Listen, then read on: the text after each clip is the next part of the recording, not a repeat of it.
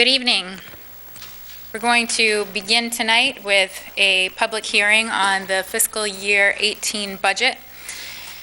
Just to remind people of the rules, we do not allow any booing or cheering or other expressions from the audience. This is a safe place for people of all perspectives.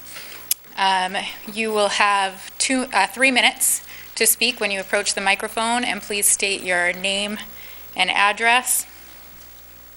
And all comments must be directed towards the chair, no calling out individual school board members.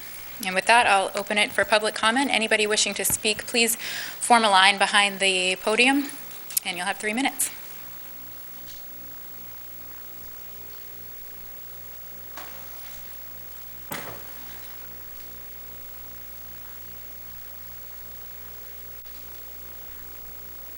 Stephen Scharf of Salem Street. Doesn't seem like anybody else is going to speak to this, I guess.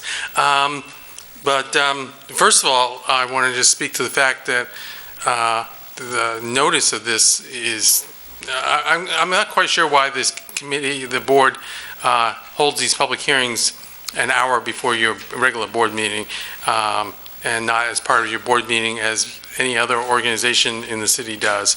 But I don't think anybody even knows you're doing this tonight. I saw a notice of it, as part of the agenda package, but it didn't even click onto me till yesterday. I was reading it. I was like, oh, I got to be there an hour earlier.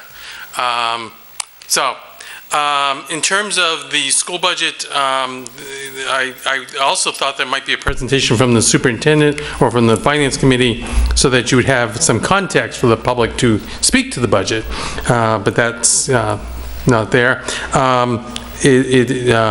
You have the finance committee did approve a budget that's $104 million versus the 107 that was originally proposed by the superintendent.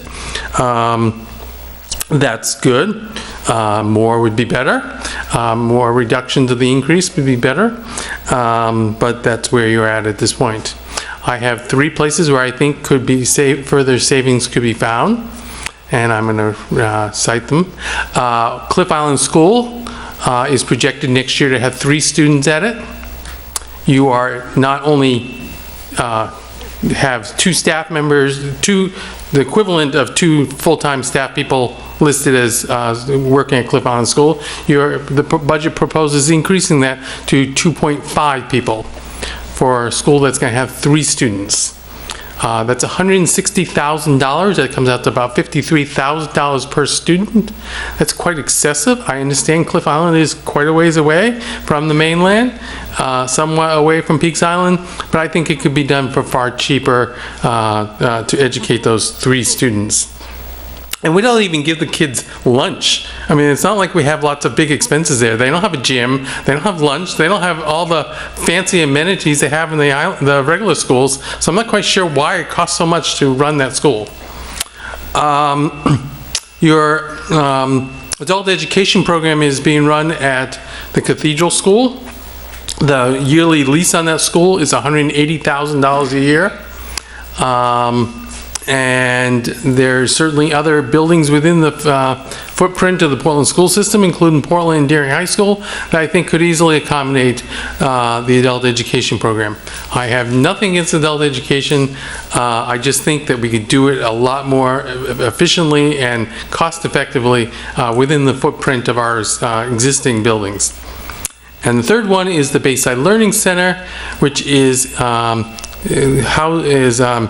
listed as, I can't remember, its current enrollment or projected enrollment of 32 students. I'm told there are up to 39 possibly, but that has a budget of, I think it's $1.3 million. I can't remember now off the top of my head.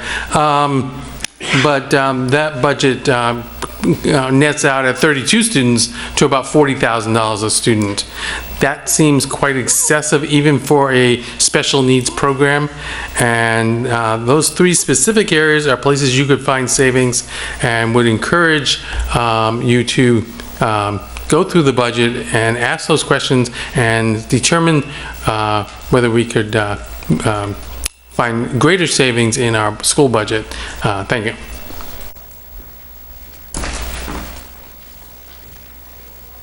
Anyone else wishing to speak?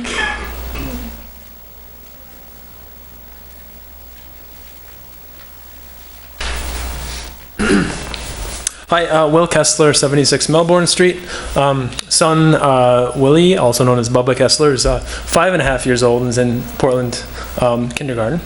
And wife is employed as an educational technician in the city schools. I believe that she does some of the finest work that any city employee is out there doing as part of our educational system. So in the spirit of kind of last minute swoop in and testimony, I would urge the board to consider the other direction, whereas we see our children as a vital resource, to not be shy about pushing back when you're handed a budget that is cutting 3 or 4% year on year, and there are clear needs, both in the infrastructure level, in the staffing level,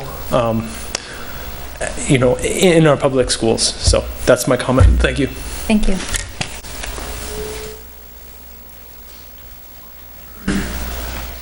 Any other public comment?